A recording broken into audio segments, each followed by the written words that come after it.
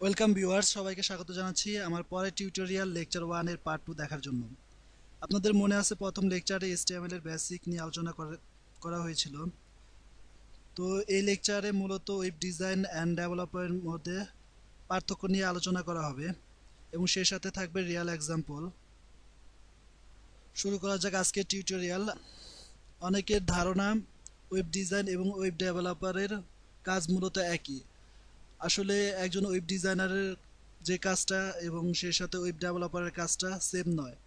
আপনি যখন আহ, কোনো একটা জবকে বা কোনো একটা জিনিসকে টার্গেট নিয়ে সামনের দিকে আগাবেন বা শিখবেন, তখন অবশ্যই সেটা সম্পর্কে একটা ক্লিয়ার ধারণা থাকা উচিত। বিকজ আপনি যদি ওয়েব ডিজাইন শিখেন প্লাস যদি কাজ করতে চান ডেভেলপারের, তখন কিন্তু এটা সম্ভব না। সো অবশ্যই আপনাকে এই জিনিসটা খেয়াল রাখতে হবে যে আপনি কোনটা, মানে ফিউচারে কোনটা নিয়ে কাজ করতে চান। তো তো আমরা আমাদের শিক্ষা বোর্ডে দেখেছি যে আমরা ক্লাস 9-10-এ আমরা যদি সায়েন্স নিয়ে পড়াশোনা করি, তো পরবর্তীতে আমরা ইচ্ছা করলে ইন্টারমিডিয়েটে বা ভার্সিটি লেভেলে যে সেটা সেই সায়েন্সটাকে চেঞ্জ করে আমরা কমার্স বা আর্টস নেওয়ার একটা সুযোগ আছে। তো এখানে ঠিক সেরকমই যে আপনি যদি একজন ওয়েব ডিজাইনার হতে চান, তাহলে আপনি আপনার পরবর্তীতে আপনার স্কিল ডেভেলপ করে আপনি ইচ্ছা করলে আপনি একজন ওয়েব ডেভেলপার হতে পারবেন। আসলে ওয়েব ডিজাইন শিখতে যত সময় লাগে, সাপোজ আপনি একজন ওয়েব ডিজাইনার হতে আশা করি 29 দিন বা 29 দিনের মধ্যে সম্ভব।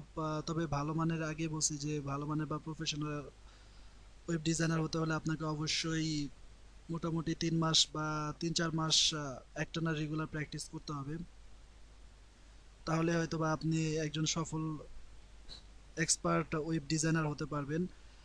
আর ঠিক তার বিপরীত দিকে ওয়েব ডেভেলপার, কারণ একজন ওয়েব ডেভেলপার হতে হলে আপনাকে ম্যাক্সিমাম 1 ইয়ার বা তারও থেকে বেশি সময় লাগতে পারে। কারণ ওইখানে অনেক প্রোগ্রামিংয়ের কাজ থাকে। আর প্রোগ্রামিংগুলো শেখা প্লাস তার রিয়েল প্রজেক্ট বাস্তবায়ন করা প্লাস রিয়েল প্রজেক্ট দাঁড় করানো আসলে সময় সাপেক্ষ ব্যাপার। সো একজন ওয়েব ডিজাইনার যত তাড়াতাড়ি তার কোর্স কমপ্লিট করতে পারে, তো একজন ডেভেলপার তার মূলত একটু বেশি টাইম লাগে। তো এই জন্যে আসলে মূলত তার স্যালারিটাও ভেরিফাই করে। একজন ওয়েব ডিজাইনার যেখানে 5 থেকে $10 পার আওয়ার ইনকাম করতে পারে, সেখানে একজন ওয়েব ডেভেলপার $15 থেকে $20 বা তার উপরে স্যালারি ইনকাম করতে পারে। একজন ওয়েব ডিজাইনারের মূলত কাজ হচ্ছে যে কোনো একটা ওয়েব পেজটাকে ডেভেলপ করা। সাপোজ কোনো একটা ওয়েব পেজে যে আমরা দেখি যে ফ্রন্ট এন্ড বা সামনের যে আউটলুকটা, সেই আউটলুকটা কীরকম হবে, সেই আউটলুকটার কাজটাই করে একজন ওয়েব ডিজাইনার। মূলত একজন ওয়েব ডিজাইনারের মেন উদ্দেশ্য থাকে যে কোনো একটা ওয়েব পেজটাকে যথাসম্ভব কাস্টমার ফ্রেন্ডলি প্লাস একজন ভিজিটার ভিজিট করবে সেই ওয়েবসাইটটার মূলত যে আকর্ষণ করার অ্যাবিলিটি বা ক্যাপাবিলিটি, সেটা একজন ওয়েব ডিজাইনারে থাকতে হয়। কারণ একজন ওয়েবসাইট, কোনো একজন ক্লায়েন্ট আপনাকে ওয়েবসাইট ডিজাইন করতে দিল এবং সেই ক্লায়েন্ট বলল যে তোমার মন মতো একটা ওয়েবসাইট তৈরি করো, কিন্তু আপনি কি করলেন যে কোনো একটা ওয়েবসাইট যা তাভাবে দাঁড় করাই দিলেন যে যাতে মোটামুটি কোনো রকমভাবে হয়ে যায়। বাট যখনই কি ওই ক্লায়েন্টটা সার্ভারে আপলোড করবে, যখন তার ভিজিটর আসবে কম প্লাস তার ইনকাম কম হবে, তখন কিন্তু সে নেক্সট টাইমে আপনার সাথে আর কন্ট্যাক্ট করবে না। সো মূলত একজন ওয়েব ডিজাইনার তার ক্লায়েন্টের রুচি সম্পন্ন বা মানসম্পন্ন প্লাস তার ভিজিটরের দিকে খেয়াল রেখে একটা ওয়েবসাইট ডিজাইন করে। আর ওয়েব ডিজাইন মূলত দুভাবে করা যায়। একটা হচ্ছে গ্রাফিক্স বা ফটোশপ দিয়ে ওয়েব ডিজাইন করা যায়। তো আসলে ওটাকে ওয়েব ডিজাইন বলে না, ওটাকে বলা হয় web page graphics template design. তো আমরা যখন ফটোশপ নিয়ে আলোচনা করব বা ফিউচারে করব, তো ওইখানে আমরা বলবো যে কিভাবে ওয়েব পেজ টেমপ্লেট ডিজাইন করা যায়, অ্যাডোব ফটোশপ দিয়ে কিভাবে টেমপ্লেট ডিজাইন করা যায়। আর আরেকভাবে ওয়েব পেজ টেমপ্লেট ডিজাইন করা যায়, সেটা হচ্ছে যে HTML CSS ইউজ করে এবং HTML এর থাউজেন্ড ট্যাগ প্লাস CSS এর কাস্টমাইজেশন দিয়ে একটা ওয়েব পেজ টেমপ্লেট দাঁড় করানো যায়। তো মূলত এই দুইভাবে ওয়েব পেজটাকে সুন্দরভাবে কাস্টমাইজ প্লাস ইউজার ফ্রেন্ডলি হিসেবে তৈরি করা যায়। আর একজন ওয়েব ডিজাইনার মূলত কাজ যদি বলি, সেটা যদি আমি একটা রিয়াল এক্সাম্পল গাড়ির সাথে তুলনা করি, তাহলে আমরা গাড়িতে কি দেখতে পাই? অবশ্যই গাড়ির একটা লেআউট থাকবে, সেই সাথে থাকবে গাড়ির চাকা প্লাস সিট, সিট বেল্ট, তারপরে ইঞ্জিন, তারপরে উপরে কাভারটা এবং গ্লাস। তো প্রত্যেকটা যে গাড়ির যে কালার প্লাস চাকা প্লাস আপনার যে দরজাটা বেল্ট, এটা দেখতে কিরকম হবে, প্লাস কোনটা কোন জায়গায় থাকবে। তো এই কাজগুলোই মেনলি ওয়েব ডিজাইনারের কাজ, যে তাকে আগে থেকেই একটা ডিজাইন তৈরি করতে হয়, যে গাড়িটা একটা গাড়ির লেআউট থাকবে, সেই গাড়ির সামনে দুটো চাকা, পিছে দুটো চাকা, সামনে দুটো ঢাকনা, প্লাস তার লুকিং গ্লাস দুটো, তার সামনে একটা গ্লাস থাকবে, তার কালারটা এরকম হবে। তো একজন ওয়েব ডিজাইনার এই জিনিসটা করে, এই পুরো গাড়ির ডিজাইনটা তৈরি করে। তাহলে ওয়েব ডেভেলপারের কাজটা কি? আসলে যখন নাকি এই গাড়িটাকে আপনি ডিজাইন করলেন, সবকিছু বানালেন, বাট গাড়িটা যদি কাজ না করে, তাহলে কিন্তু সেই গাড়িটার আসলে প্রকৃত অর্থে কোনো ভ্যালু নাই। খেলনার গাড়ি বলেন আর বাস্তবে যে গাড়িটা দেখতে পাই আমরা, সেই গাড়ি বলেন, অবশ্যই তাকে ক্ষমতা দিতে হবে, যে তাকে কাজ করার অ্যাবিলিটি বা ক্ষমতা থাকতে হবে। তো এই কাজ করার ক্ষমতাটাই একজন ওয়েব ডেভেলপারের কাজ। তো গাড়িটাকে যখন আপনি চাবি দিয়ে স্টার্ট দেন, ফার্স্টে সেটা ইঞ্জিনটাকে স্টার্ট দিতে হয়। ইঞ্জিন স্টার্ট হওয়ার পরে সামনে চাকা দুটো সামনে চলে, বা আপনি যখন নাকি আম, ডান দিকে যেতে চান বা বাঁ দিকে যেতে চান, পিছে যেতে চান, তো এই কাজগুলোই মেনলি একজন ওয়েব ডেভেলপারের কাজ। তো এক্সাম্পল টুতে আমরা দেখতে পাবো যে আমরা সবাই জানি আজকে ফেসবুক বা আমাদের রিয়েল ওয়ার্ল্ডে ফেসবুক কতখানি ইম্পর্টেন্ট। তো ফেসবুকের কথা যদি আমরা ধরি, যে ফেসবুকে আমাদের কি থাকে, তো ফেসবুকের ফ্রন্ট এন্ড পেজে অবশ্যই আপনার একটা লগ ইন করার সিস্টেম থাকে, যে একটা পেজ থাকে, সেই পেজের ভিতরে ইমেল আর phone plus password plus log in করার একটা অপশন থাকে, যে মোটামুটি আমার স্ক্রিনে যে ফর্মটা দেখতে পাচ্ছেন, তো এই ফর্মটা মূলত, তো এই সামনের পেজটাকে তৈরি করে একজন ওয়েব ডিজাইনার। আর ওয়েব ডেভেলপারের কাজটা কি এখানে? ওয়েব ডেভেলপার কাজটা করে যে তার ইমেল অ্যাড্রেসটা ইনপুটে দিতে হবে, তার পাসওয়ার্ডটা দিতে হবে, সেই ইমেল অ্যাড্রেস এবং পাসওয়ার্ডটা ম্যাচ করে তাকে লগ ইন করার বা তাকে ওই ওয়েবসাইটটার ভিতরে প্রবেশ করার অধিকারটা দিবে। তো এই কাজটা মূলত একজন ওয়েব ডেভেলপারের কাজ। আর পরবর্তীতে আমরা ফেসবুকের ফ্রন্ট এন্ড পেজে দেখতে পাই যে একটা সাইন আপ করার একটা অপশন থাকে। সেই সাইন আপ করার অপশনে অবশ্যই এইরকম একটা ফর্ম থাকে, আমরা স্ক্রিনে দেখতে পাচ্ছি। তো এই হুবহু এই ফর্মটা তৈরি করাটাই হচ্ছে একজন ওয়েব ডিজাইনারের কাজ।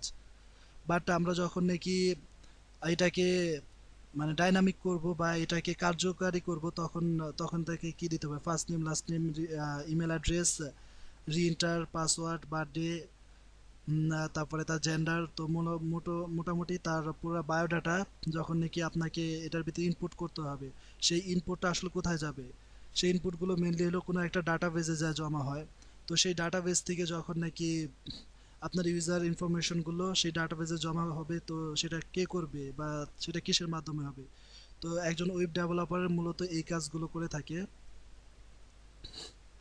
তো দেখতে পাচ্ছি যে পরবর্তীতে সাইন আপ অপশনে আমার নিজস্ব একটা ডাটাবেস বা ডেটা দেওয়ার চেষ্টা করেছি।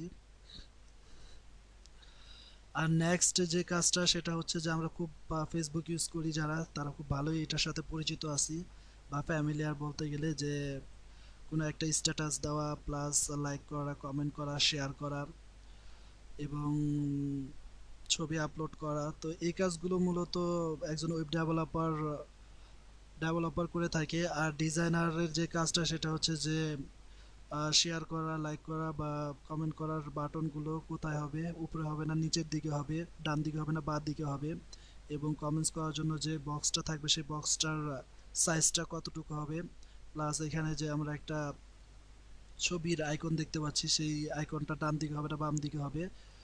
তো এটা মূলত একজন ওয়েব ডিজাইনারের কাজ, তাকে এটা আইডেন্টিফাই করে দিতে হয়। আর একজন ওয়েব ডেভেলপার কাজটা হচ্ছে যে তাকে কার্যকর করা বা তাকে কাজ করার মতো ক্ষমতা প্রদান করা। আর লাস্টে যেটা আমি এক কথায় বলতে পারি যে একজন ওয়েব ডিজাইনার একজন অবশ্যই প্রোগ্রামার না, কারণ আমি এখন অবশ্যই রিয়েল প্রজেক্টের সাথে দেখাই দেবো যে একজন web designer is not a programmer. Because সে সে যখন কাজ করে তখন তাকে প্রোগ্রামিং জ্ঞান সম্পর্কে আইডিয়া না থাকলেও চলে। সে জাস্ট HTML CSS এর মাধ্যমে সে একটা ওয়েবসাইটকে ডিজাইন করে দিতে পারে। বাট পার্থক্যটা হচ্ছে যে প্রোগ্রামিং ল্যাঙ্গুয়েজ আমরা জানি যে প্রোগ্রামিং ল্যাঙ্গুয়েজে কিছু সিনট্যাক্স থাকে, সেই সিনট্যাক্সগুলো অবশ্যই ভুল করলে তার কখনোই তার কাজটা রান করবে না। তো যখন নাকি একজন ওয়েব ডিজাইনার ওয়েব ডিজাইন করে তখন তার এত কিছু বা এত সিনট্যাক্স বা এত কিছু খেয়াল না করলেও চলে। সাপোজ আমি কোনো একটা যদি প্রোগ্রাম লিখি, সেই প্রোগ্রামটা ফার্স্টে আমি ডিজাইনটা দেখাই। তো ডিজাইন করার জন্য অবশ্যই আমরা এটা পরের অধ্যায় দেখাবো যে কিভাবে একটা HTML ফাইল ক্রিয়েট করতে হয়। জাস্ট একজন ওয়েব ডিজাইনার একজন ওয়েব প্রোগ্রামারের মধ্যে পার্থক্য বোঝানোর জন্যই আমি এই এক্সাম্পলটা দিচ্ছি।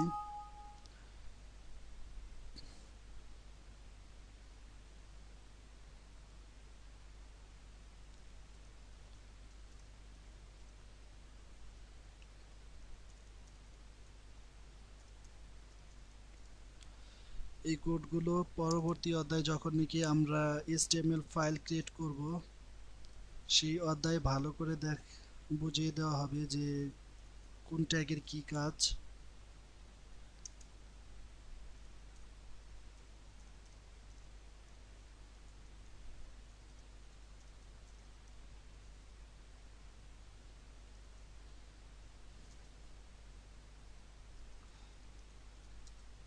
A web designer, not a programmer.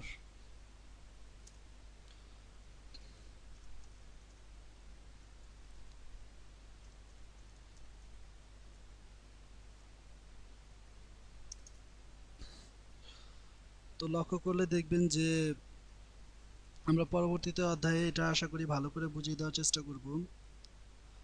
যখন নাকি এই ফাইলটাকে রান করাবো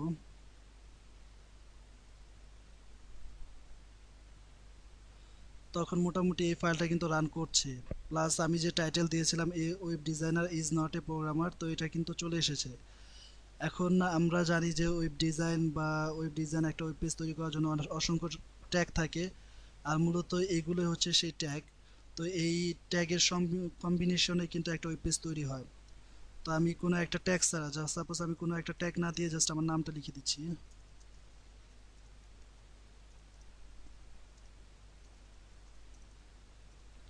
তাহলে এটার কাজ করে কিনা সেটাই দেখি।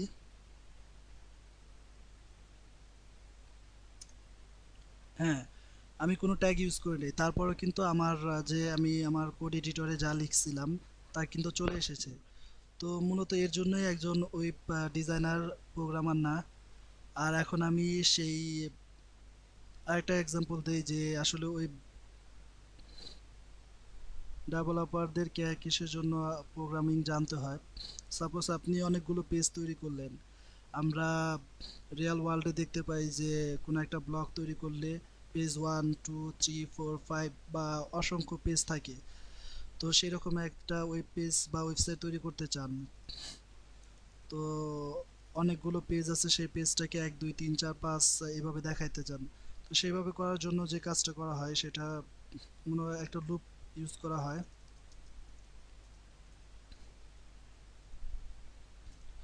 আমি ফার্স্টে এই প্রোগ্রামটাকে সাকসেসফুলভাবে রান করিয়ে দেখাচ্ছি।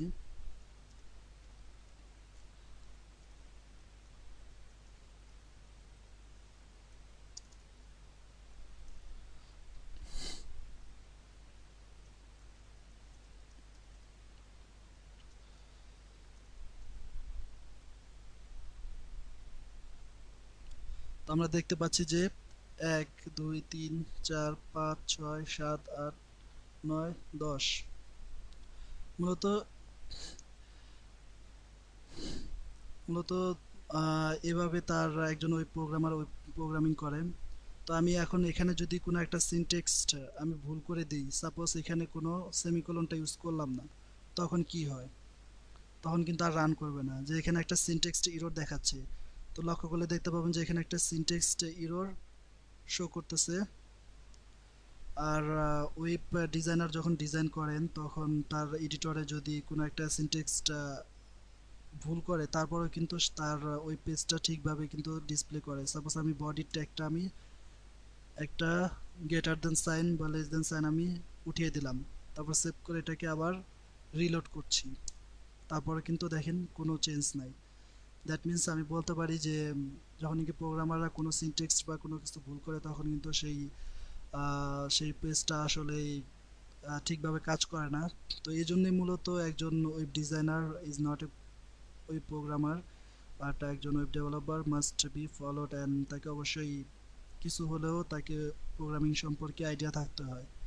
সো সবাইকে ধন্যবাদ আজকে টিউটোরিয়াল দেখার জন্য। আশা করি লেকচার 1 এর পার্ট 3 তে আমরা ট্যাগ নিয়ে আলোচনা করব এবং তার বাস্তবধর্মী উদাহরণ দেওয়ার চেষ্টা করব, এবং সেই সাথে কোড লেখার পদ্ধতি কিভাবে ট্যাগগুলো ইমপ্লিমেন্ট করতে হয়, তো সেগুলো নিয়ে আলোচনা করা হবে। তো সবাইকে আবারও ধন্যবাদ জানিয়ে শেষ করছি আজকের ভিডিও টিউটোরিয়াল।